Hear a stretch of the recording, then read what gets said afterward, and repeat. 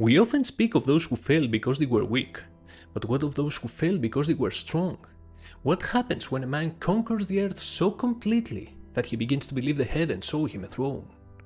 I'm Nikos, speaking to you from Greece, and today we are looking at the story of Bellerophon, the hero who achieved so much he almost became a god.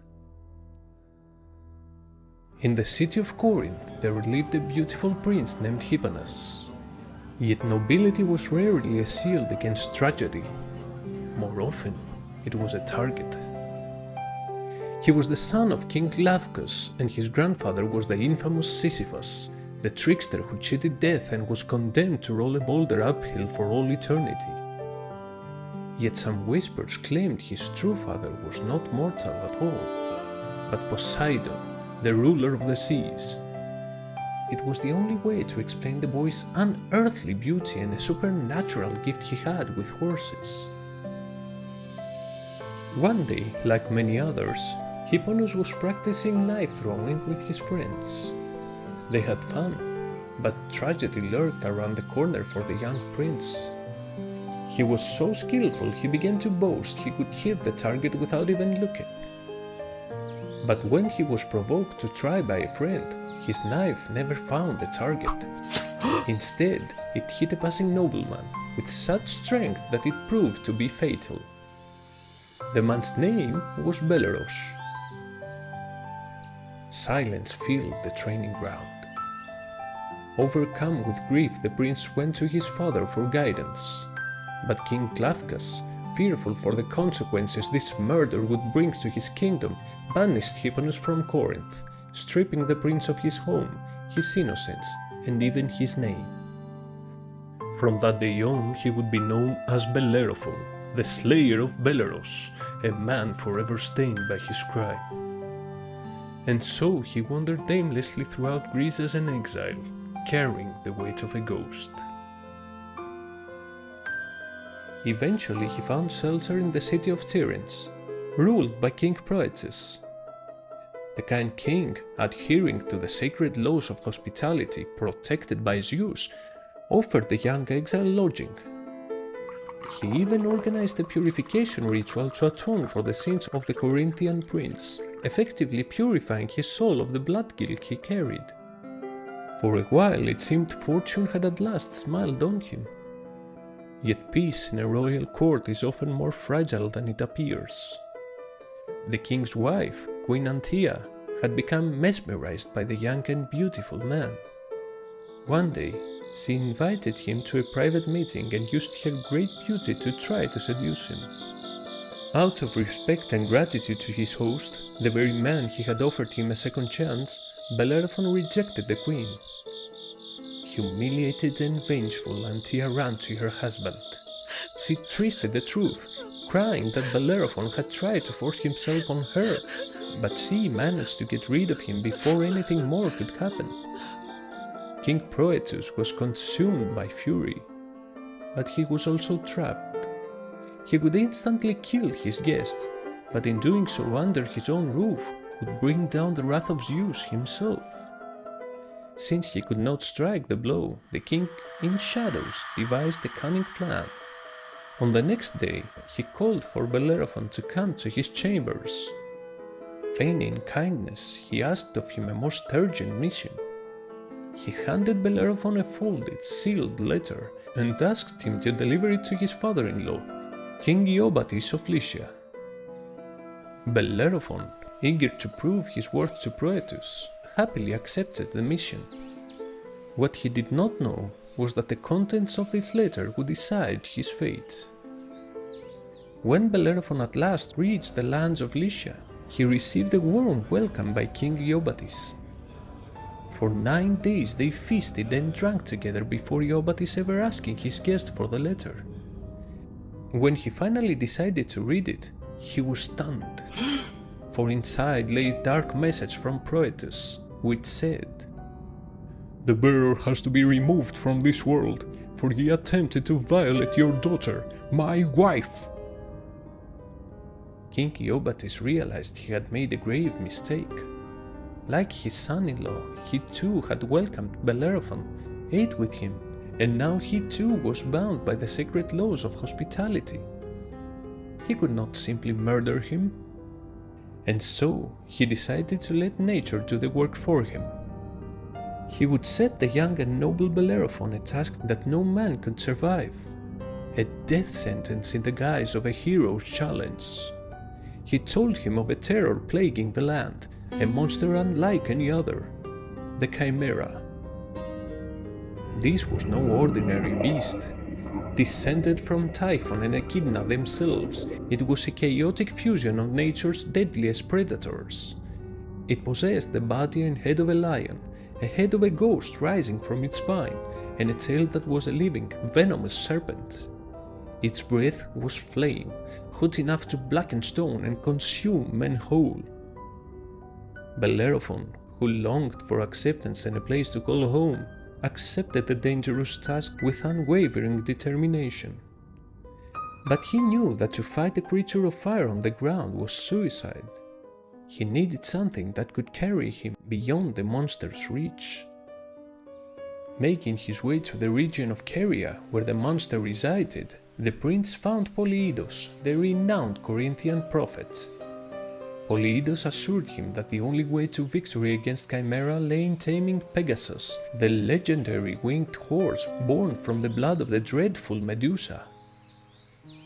He instructed the hero to travel back to Corinth to spend the night in the sacred temple of Athena. It was there that his destiny would begin to unfold. Bellerophon did as he was told by the seer, arriving at the temple just a few days later. While there, he prayed for guidance to Athena and went to sleep. In his dream, the goddess of wisdom appeared to him. She did not give him a weapon. She gave him a tool of magic, a golden bridle to tame the untamable. And she also gifted him with the truth. She confirmed that the prince was never of mortal lineage. Inside him ran the blood of the gods, for he was a son of Poseidon, the ruler of the seas himself, who had shared a relationship with his mother.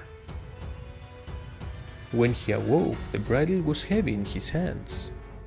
He left the temple and found Pegasus drinking at the Peirene spring. The animal was wild, a creature of the sky that had never known a master. But when Bellerophon approached with the golden bridle, Pegasus did not fight back. He bowed. In that instant, horse and rider were bound.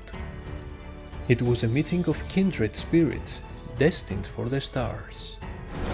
Bellerophon mounted the winged horse, and together they pierced the clouds. From the sky, the hero spotted the huge column of smoke. The monster was waiting. They found the Chimera raging in the mountains. From the ground, the heat would have been unbearable. The monster roared, spewing torrents of flame, but it could not reach the rider of the clouds. Bellerophon drew his bow, but he soon realized he couldn't bring it down with distance alone. His arrows merely bounced off its hide. He needed a stroke of genius. It would have to be one strike, clean and final. Taking his spear, its head cast in lead, he guided Pegasus into a steep dive toward the creature. The Chimera lifted its head, ready to unleash a final blast of fire.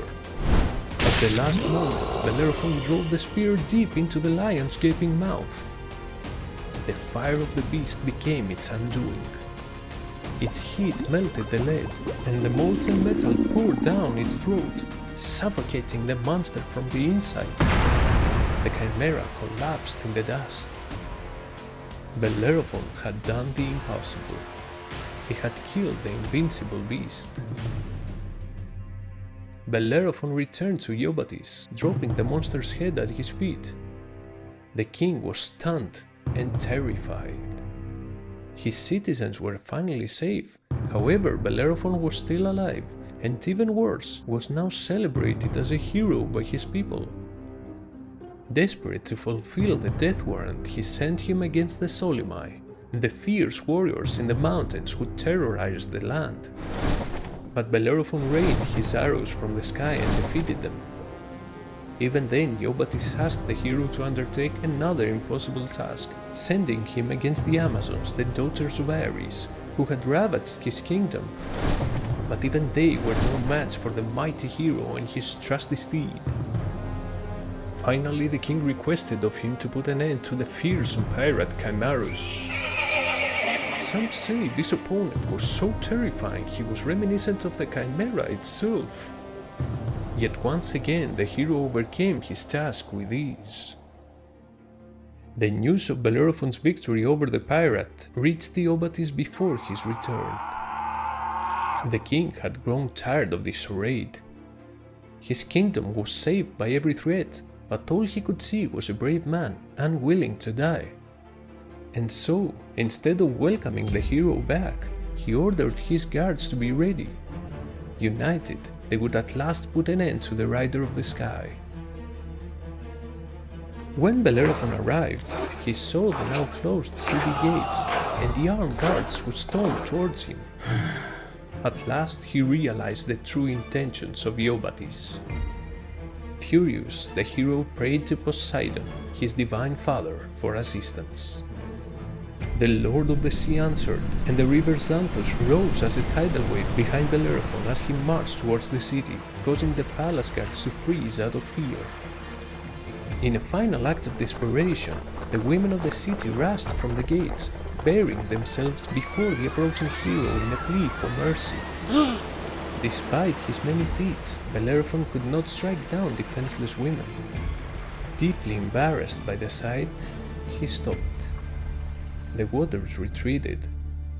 The hero took a deep breath and mounted Pegasus to the king's court to finally confront the king. Iobates fell to his knees and begged for forgiveness. He showed Bellerophon the letter from Proetus and confessed everything. Bellerophon was clearly blessed by the gods. The accusations in the letter must have been lies. He gave Bellerophon his daughter Philonoe in marriage and half the kingdom of Lycia to rule. The once exiled Bellerophon had conquered everything a man could desire. This is where the story usually ends in fairy tales, but not this time. The years passed, and Bellerophon spent his life with his beautiful family. He had a kingdom, and a name spoken with reverence across the known world. He had defeated monsters and armies while riding a horse sent by the gods themselves. Slowly, a dangerous thought began to take root in his mind. If he could do all this, was he truly mortal? Why should he walk the earth with men when he could soar with gods? Blinded by pride, he rode Pegasus once more, though this time they would not hunt a monster, but divinity.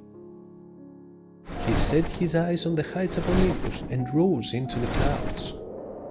The air thinned and the gates of the gods came into view. Zeus, the king of the gods, observing this daring display of hubris, was deeply insulted. For how could a mortal believe himself to be an equal to him? The powerful god answered, but not with a lightning bolt. That would have been too dignified for such a foolish act. Instead, the king of the gods sent a tiny gadfly to sting the magnificent Pegasus. The horse, startled by the pain, backed wildly in mid-air. Bellerophon, the slayer of monsters, the rider of the skies, lost his grip.